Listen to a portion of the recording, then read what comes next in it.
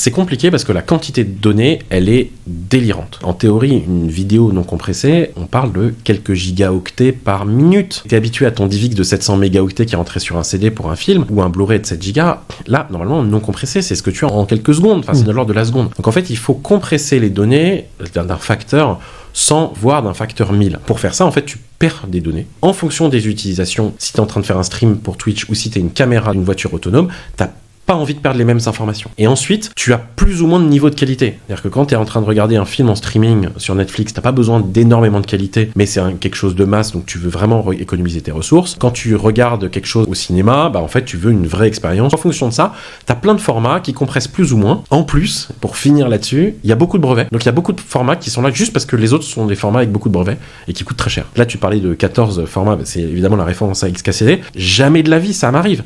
Moi, dans VLC, des codecs, j'en ai 400, des formats, j'en ai 70, 100, des formats de sous-titres, des formats audio, j'en ai x10, x100, et ça, tu multiplies. Donc, la probabilité de combinaison dans VLC, elle est de l'ordre de 10 millions de formats. Et en plus, les gens veulent toujours plus de résolution avec des téléphones et des laptops qui sont de plus en plus légers. Donc, en fait, on te demande de faire des miracles.